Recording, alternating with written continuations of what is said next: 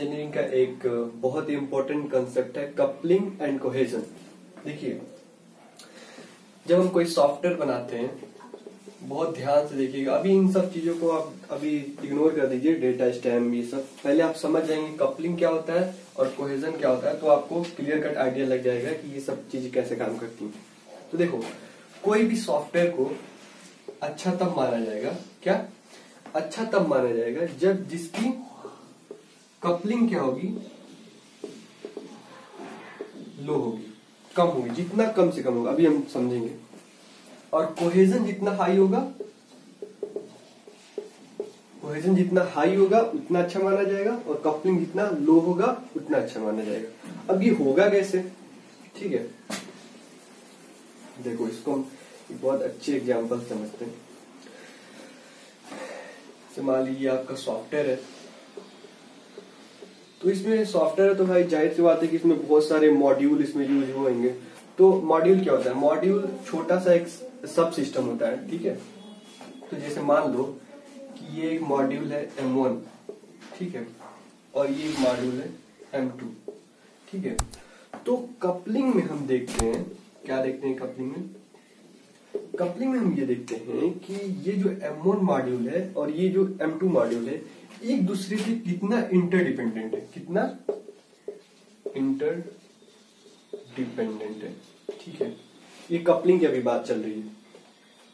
देखो, जितना एक दूसरे पे निर्भर नहीं रहेंगे, मतलब जितना एक दूसरे पे डिपेंडेंट नहीं रहेंगे, उतना अच्छा होगा, उतना ही अच्छा हमारा सॉफ्टवेयर बनेगा, ठीक है। जैसे मान लो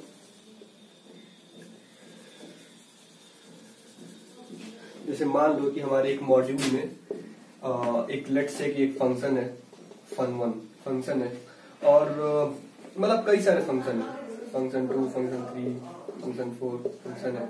तो देखो, हम क्या कर रहे हैं कि ये जो हमारा फंक्शन fun1 है, तो fun1 है तो हम ऐसा इसमें एक्शन परफॉर्म हो रहा है कि इसी मॉड्यूल से रिलेटेड है, मतलब इसी मॉड्यूल के अंदर ही काम हो रहा है। जैसे मान लो कि अगर हम मान लें कि 3 वेरिएबल a=2, b=3, c=4, ये सारी वेरिएबल है और हम इनको इस फंक्शन में ऐड करना चाहते हैं, मतलब हमारा ऐड फंक्शन है। तो ये जो एलिमेंट्स है a2 = 2, b=3, c, तो ये एलिमेंट्स है, इस फंक्शन में हम एडिशन परफॉर्म करना चाहते हैं तो इस मॉड्यूल के अंदर ही काम हो रहा है। किस मॉड्यूल के अंदर काम हो रहा है? इस मॉड्यूल के। तो कपलिंग यहाँ पे देखो लो हो रहा है कि नहीं, कैसे? क्योंकि ये जो मॉड्यूल है हमारा M1 है, M1 मॉड्यूल है, इस M2 पे डिपेंडेंट नहीं है। जब डिपेंडेंट नहीं है तो इसका मतलब कि हमारा कपलिंग लो है, और जब लो है तो हमारा सॉफ्टवेयर अच्छा डिजाइन होगा। तो ये हमारा होता है कंसेप्ट। अब समझते हैं data coupling, stamp control, external common content coupling. पहले ये समझ जाते हैं। तो हमारे जैसे 2 मॉड्यूल मैंने बताया था, M1 और M2, सिंपल है। अगर देखो दोनों में क्या हो रहा है कि डेटा ट्रांसफरिंग हो रही है, एक दूसरे पे ट्रांसफर हो रही है, तो डेटा कपलिंग। अगर एक दूसरे में दोनों पे ट्रांसफर हो रही है तो उसको डेटा कपलिंग कहते हैं, ठीक है। स्टैम्प कपलिंग होता है कि इसमें जो डेटा स्ट्रक्चर है, इसको इस M1 का M2 में शेयर करते हैं, ठीक है। कंट्रोल कपलिंग ये होता है कि जैसे मान लो कि इसमें कोई फंक्शन है, कोई आपने फंक्शन बनाया है और इसको आप इस मॉड्यूल में इस फंक्शन को कॉल कर रहे हैं। जो आपने फंक्शन यहाँ पे कॉल किया है, आप कॉल करते हैं फंक्शन, इसको यहाँ पे एग्जीक्यूट हो रहा है, इसका कोड यहाँ पे है। तो एक तरह से कह सकते हैं कि इसका कंट्रोल क्या है, एक दूसरे पे डिपेंडेंट है, मतलब कि इसका कंट्रोल इसमें, तो ये हो जाएगा हमारा कंट्रोल कपलिंग। और एक्सटर्नल कपलिंग होता है कि इसमें हम क्या करते हैं, कुछ भी शेयर करते हैं, कुछ भी इन दोनों मॉड्यूल के साथ शेयर करते हैं एक्सटर्नली। सिंपल है, बस इतना एग्जाम में आपका इतना सब चीजें लिख देंगे तो मिल जाएगा। बाकी जो आपको कपलिंग एंड कोहेजन वाला कंसेप्ट है उसको थोड़ा बढ़ा के लिख दीजिएगा, छोटा छोटा पार्ट में डेटा स्टैम्प इन सब के बारे में थोड़ा थोड़ा लिख दीजिएगा, तो ये आपको हो जाएगा कंट्रोल एक्सटर्नल कपलिंग। अब आता है कॉमन कपलिंग। कॉमन कपलिंग में होता है कि ग्लोबली चेंजेस होता है। मतलब जैसे मान लीजिए M1 में कुछ चेंज किया, तो M1 में चेंज किया तो M2 में भी चेंज का इफेक्ट पड़ जाए। मतलब इसमें चेंज किया तो इसमें भी चेंज हो जाए, या इसको चेंज किया तो इसमें चेंज हो जाए। तो ये क्या हो रहा है कि हमारा एक दूसरा मॉड्यूल के अंदर चेंजेस हो रही है, तो ये सही नहीं है ना, सही नहीं है, तो इसलिए कॉमन कपलिंग कहते हैं।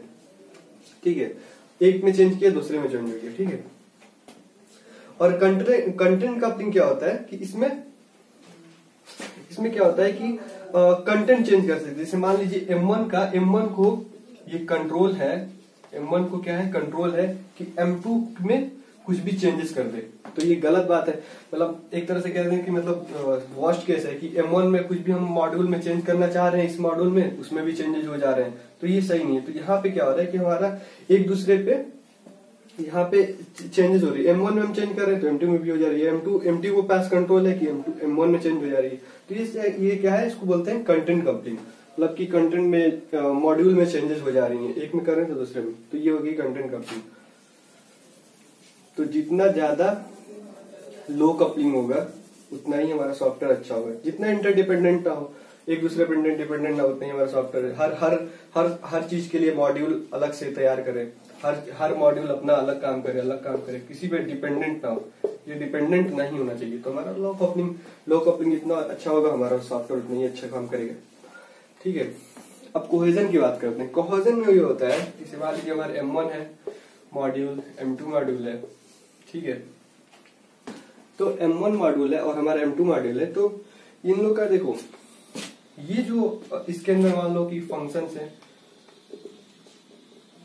यहाँ पे जो फंक्शंस है, तो उस फंक्शन के अंदर ही पर्टिकुलर काम हो रहा है। ठीक है, इस मॉड्यूल के अंदर मतलब फंक्शन जो है एकदम मतलब स्ट्रांगली रिलेटेड है। एलिमेंट्स क्या है, स्ट्रांगली क्या है, एक दूसरे से मतलब स्ट्रांगली रिलेटेड है, इसको हम फंक्शन कहते हैं। और सीक्वेंशियल में होता है कि मान लो कि F1 है, F2 है, इस मान लीजिए फंक्शन में मॉड्यूल है, तो F1 का इनपुट क्या हो रहा है, F1 का जो आउटपुट आ रहा है, F1 को जो आउटपुट आ रहा है उसके लिए इनपुट का काम कर रहा है। ठीक है, सीक्वेंशियल फॉर्म में बन रहा है। जैसे हम एक फंक्शन को यहाँ कॉल किए, ठीक है, फिर दूसरे का आउटपुट मिला, फिर दूसरे की जो आउटपुट है उसको हम कॉल कर दिए तीसरे फंक्शन में, तीसरे का चौथे में, तो इस तरह से मान लो एक कह सकते हैं कि सीक्वेंशियल है। सीक्वेंशियल कम्युनिकेशनल में क्या होता है, कम्युनिकेशनल में क्या होता है कि हम कम्युनिकेशनल में एक डेटा से मान लो A=2 है, B=3 है, तो इसका एक A और B के साथ मतलब एडिशन भी परफॉर्म कर दे रहे हैं, सब्ट्रैक्शन भी परफॉर्म कर दे रहे हैं, मतलब एक ही डेटा से हम दोनों दो तीन चीज काम कर रहे हैं, मतलब दो तीन चीज काम कर रहे हैं, तो उसको क्या कहते हैं, कम्युनिकेशनल कोहेजन। एक दूसरे से एलिमेंट क्या है, कम्युनिकेट कर रहे हैं। हमारा प्रोसीजरल कोहेजन में होता है कि एक के बाद, जैसे इस मॉड्यूल के अंदर एक फंक्शन एक के बाद एक परफॉर्म कर रहा है, एक के बाद एक काम कर रहा है, तो ये हमारा क्या होता है, प्रोसीजरल। टेम्पोरल में होता है कि टाइमिंग से रिलेटेड होता है। ठीक है, जैसे मान लीजिए कि आपके फोन पे जब वीडियो चल रहा होता है, तो अगर कॉल आता है तो वीडियो स्टॉप हो जाता है। ठीक है, तो उसी टाइम पे ये सारी बताना रहता है, मतलब उस पर कोड करना रहता है कि टेम्पोरल में इस तरह से मॉड्यूल डिजाइन करना रहता है कि अगर कॉल आ रहा है तो फोन, मतलब कि एक काम पे मतलब उस टाइमिंग से रिलेटेड होता है, बस इतना लीजिएगा, टाइमिंग से रिलेटेड होता है टेम्पोरल में। और लॉजिकल में क्या होता है कि मतलब कोई फंक्शन है F1 F2, इसमें कुछ और लॉजिक लिखा गया है, तो सेम इसमें भी लॉजिक परफॉर्म करना है, तो ये लॉजिकली रिलेटेड होते हैं। ठीक है, तो लॉजिकल कोहेजन इसको बोलते हैं। कोइंसिडेंटल कोहेजन वो होता है कि जैसे मान लीजिए कुछ प्रिंट कराना है, उसके बाद आपको कोई प्रोग्राम, जैसे मान लीजिए फिबोनाची नंबर ये करना है, फिबोनाची करना है, या रिवर्स द नंबर करना है, कुछ भी करना है, तो इससे इसका कोई रिलेटेड उतना नहीं है, मतलब कोइंसिडेंटल है, मतलब इसलिए कोई एक दूसरे से रिलेटेड नहीं है, तो यहाँ पे हो जाता है कोइंसिडेंटल कोहेजन। तो ये सब चीजें आप अपने हिसाब से लिख सकते हैं, एक से एडजस्ट करके, लेकिन ये जो है मेन जो कंसेप्ट है कपलिंग